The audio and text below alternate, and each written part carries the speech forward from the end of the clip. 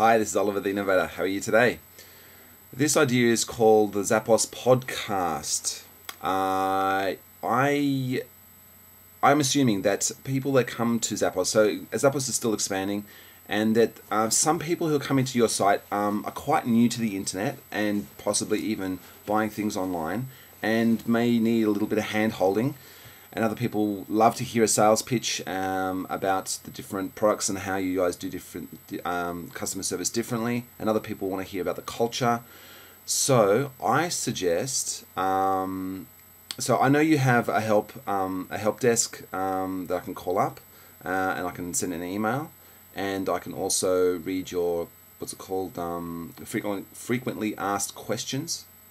But I find, and pretty much everybody does that. But nobody makes a podcast just to introduce their website to newbies. So what about making a 10-minute podcast for people just to hear an overview of what Zappos is all about? The reason is because like I've signed up for your newsletter where you're going to unabashedly plug some stuff that you have.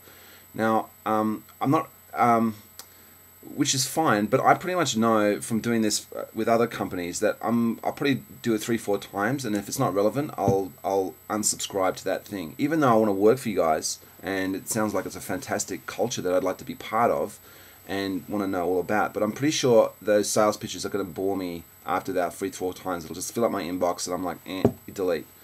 So so therefore, I'm not going to spread that newsletter. I don't find that I pass on newsletters. I don't think I've ever passed on a newsletter of anybody's.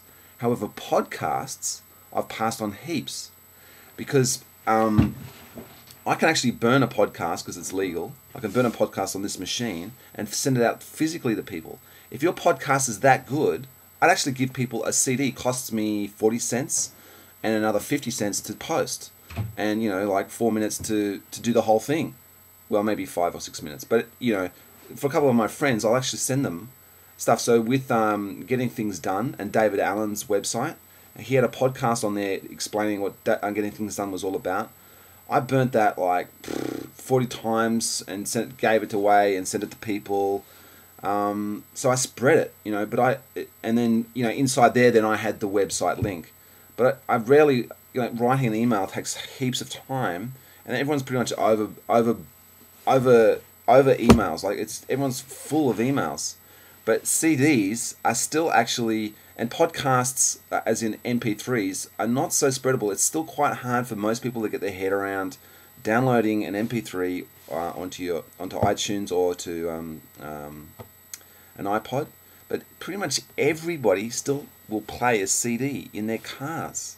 They can do that. It's a no-brainer for mum and pop, and pretty much anyone. So back to the podcast. If you had if you made a podcast that was just an overview of what the company is about, great shoes, great service, great culture.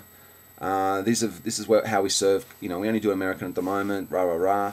And then you could have one that goes for like an hour and a half to 2 hours, like insane detail, like hand holding people through. Okay, if you've never used a web browser to buy stuff, this is how you do it. Make sure your credit card, make sure it's HTML, and just all the amazing detail that like all of us who've been on the internet for years and years, we just like, yeah, whatever.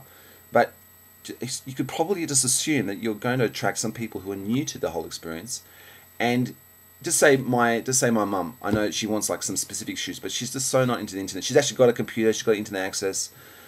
And instead of going, okay, Mum, I'll talk you through it, I'll just send her the CD, and she might then listen to it. So it's just a way of spreading learning, micro-learning, rather than reading it from the internet. I find reading frequently asked questions painful. Like, they don't usually examine, and I don't want to read it because my time on the internet is so precious. So I suggest a podcast. I can listen to it when I'm not on the internet, which is I can listen to it while I'm driving. And you can just talk and talk and talk in more detail. So there's an idea. So you can have one podcast for an overview of the whole company, one podcast for maybe just what sort of shoes you've got and how amazing it is, one podcast maybe just for 10 minutes, these are all 10-minute ones, for customer service and how to deal with all that, the returns policy and all that.